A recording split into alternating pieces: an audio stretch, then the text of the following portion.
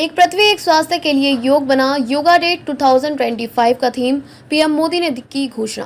प्रधानमंत्री नरेंद्र मोदी ने रविवार को घोषणा की कि इस वर्ष के अंतर्राष्ट्रीय योग दिवस की थीम एक पृथ्वी एक स्वास्थ्य के लिए योग है। उन्होंने कहा कि यह दिन एक भव्य उत्सव का रूप ले चुका है। अपने मासिक मन की बात रेडियो प्रसारण में स्वस्थ विश्व जनसंख्या के लिए भारत के दृष्टिकोण को साझा करते हुए पीएम मोदी ने कहा कि हम योग के माध्यम से पूरी दुनिया को स्वस्थ बनाना चाहते हैं।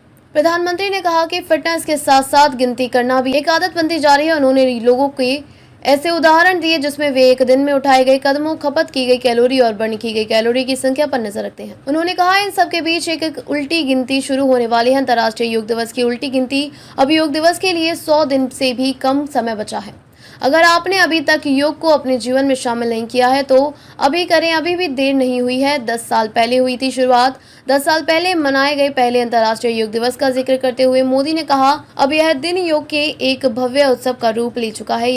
यह भारत की ओर से मानवता को दिया गया एक ऐसा अनमोल तोहफा है जो अब आने वाली पीढ़ियों के लिए बहुत उपयोगी होने वाला है।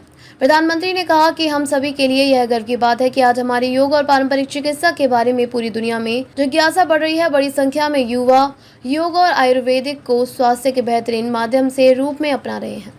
चिली का उदाहरण देते हुए उन्होंने कहा कि दक्षिण अमेरिका देश में आयुर्वेद तेजी से लोकप्रिय हो रहा है। पीएम ने कहा कि पिछले साल ब्राजील की अपनी यात्रा के दौरान मैंने चिली के राष्ट्रपति से मुलाकात की थी। आयुर्वेद की लोकप्रियता के बारे में हमारी काफी चर्चा हुई थी।